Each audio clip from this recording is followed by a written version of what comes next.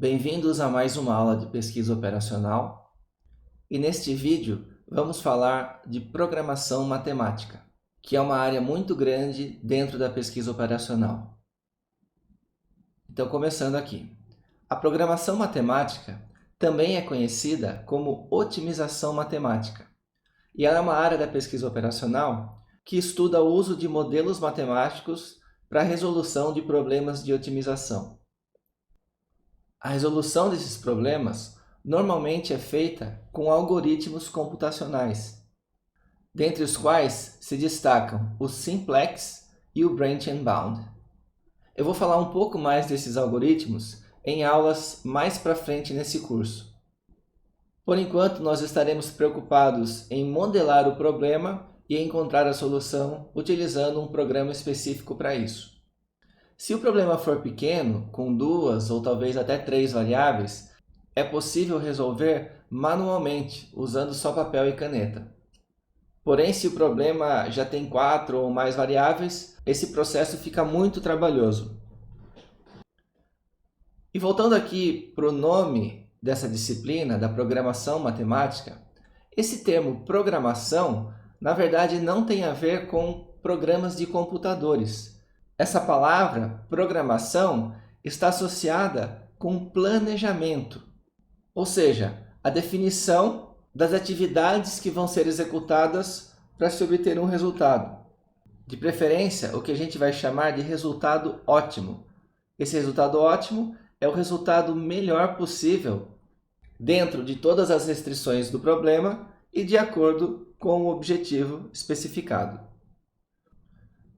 Vamos falar agora da terminologia, isso é, de alguns termos que são muito utilizados dentro da programação matemática e que é importante que a gente conheça para entender bem as próximas aulas. O primeiro termo são os parâmetros. Os parâmetros do problema são os valores fixos, ou seja, os valores numéricos do problema que já são previamente conhecidos.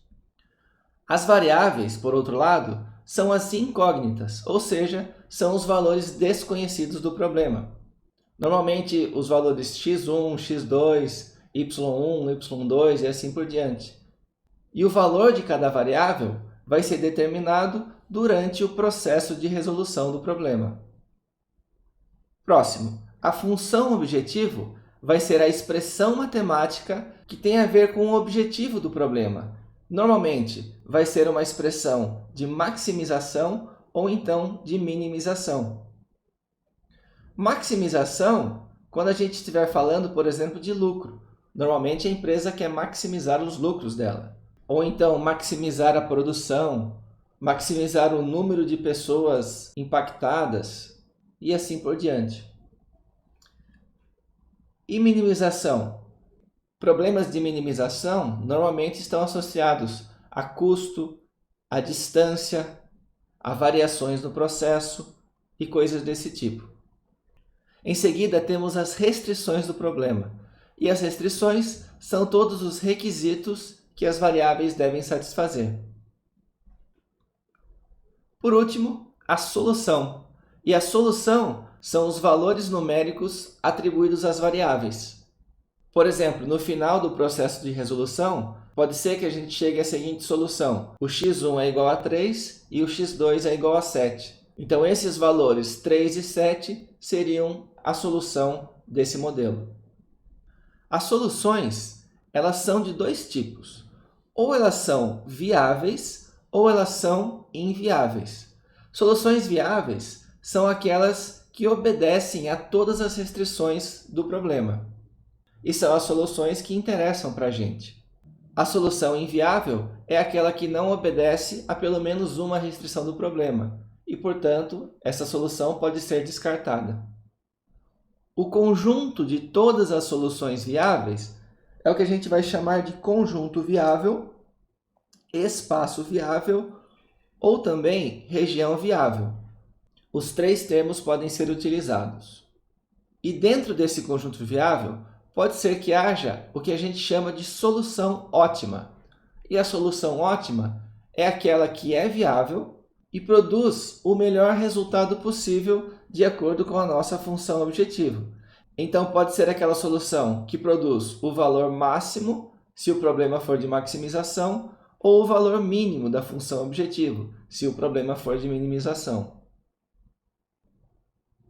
Aqui eu quero mostrar qual é a forma geral do modelo matemático, querendo dizer a estrutura na qual a gente vai colocar esse modelo para a resolução. O modelo basicamente tem 3 pedaços. O primeiro pedaço é a função objetivo. Então sempre vamos começar escrevendo maximizar e aqui colocar a expressão da função objetivo. Se o problema for de minimização, então em vez de maximizar, vamos escrever minimizar. A segunda parte são as restrições. Cada problema vai ter um número específico de restrições, que pode ser desde 0 até quantas restrições forem necessárias. Então, de forma geral, eu coloquei aqui M restrições. E cada uma dessas restrições será uma expressão matemática que estará ligada a um requisito que as variáveis devem obedecer. Para indicar o começo das restrições, escrevemos a expressão sujeito a logo antes da primeira restrição.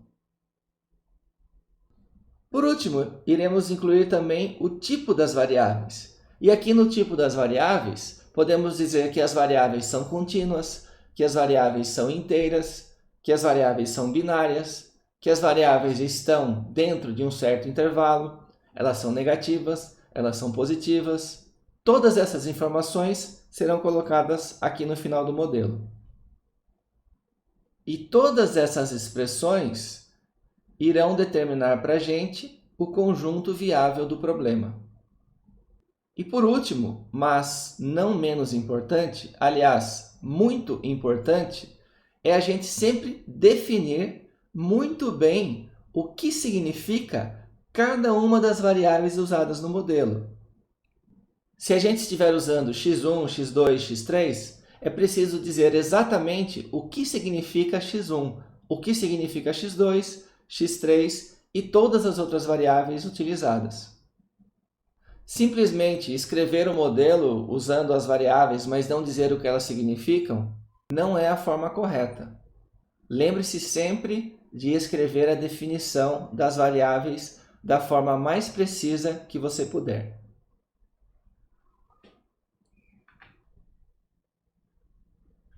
Eu vou falar agora sobre 4 exemplos de aplicações em que é possível utilizar programação matemática para modelar o problema. O primeiro exemplo é o do chamado problema do mix de produção. E esse é um problema comum, por exemplo, na indústria de bens de consumo. De modo geral, tem-se uma série de recursos e esses recursos, através de uma fábrica, são transformados em produtos. O que são os recursos? Os recursos podem ser, por exemplo, a matéria-prima, podem ser as horas disponíveis, podem ser as máquinas, pode ser a energia elétrica, por exemplo. E cada um desses recursos tem uma certa disponibilidade, que pode ser disponibilidade de material, de tempo e assim por diante. Aqui, de modo geral, eu estou listando que há M recursos disponíveis e a cada um desses recursos uma disponibilidade D1, D2 até o DM associadas. Esses recursos entram na fábrica e da fábrica saem diversos produtos, que aqui eu estou listando de 1 até N. Esses produtos, dependendo da indústria, podem ser peças de roupa, podem ser móveis, podem ser janelas de carro, por exemplo. E a cada um desses produtos está associado um determinado lucro. Então, para os produtos 1, 2, 3 até N, temos o lucro L1, L2, L3 até o lucro Ln.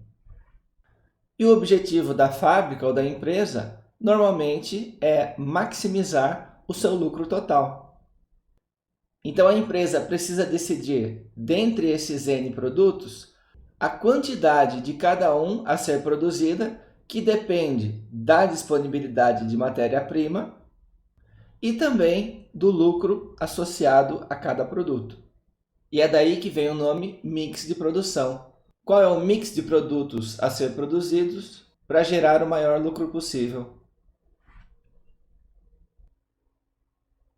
O segundo exemplo é o do chamado problema da mistura.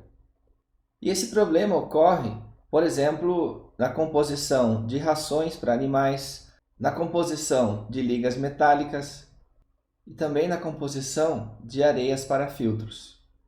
De modo geral, tem-se uma série de matérias-primas e essas matérias-primas são combinadas de alguma maneira para se produzir um produto final. Esse produto final deve obedecer a certas especificações, então é preciso determinar a quantidade de cada uma dessas matérias-primas que vai produzir o produto final adequado e, de preferência, com o menor custo possível. O próximo exemplo é o do problema do transporte. E esse problema está associado à logística. Pensando aqui numa grande rede que possui centros de distribuição, aqui simbolizados pela bolinha preta, e pontos em que os produtos precisam ser entregues, simbolizados pelas bolinhas amarelas, imagine que saindo desses 4 centros de distribuição, há uma certa quantidade de produtos que devem ser entregues em todos esses clientes, ou seja, em todas essas bolinhas amarelas. Vejam que há muitas possibilidades de entrega e a maneira como se determinar as quantidades a serem entregues saindo de cada centro e indo para cada cliente é algo muito difícil de se resolver sem o auxílio de algum método estruturado. E é possível modelar esse problema utilizando programação matemática, com o objetivo de minimizar o custo total do transporte, obedecendo às demandas dos clientes e aos estoques dos centros de distribuição. Esse é um problema que tem muita aplicação, pois independe da indústria, uma vez que ele está associado ao transporte de produtos, e não a um produto ou a uma indústria específicos. E o último exemplo de aplicação que eu vou falar aqui é o problema do corte de estoque. Esse problema ocorre em indústrias onde existe uma peça grande da qual serão cortadas peças menores para produzir os chamados itens finais. Isso ocorre, por exemplo, em móveis, ocorre na indústria de vidro e também em tecidos.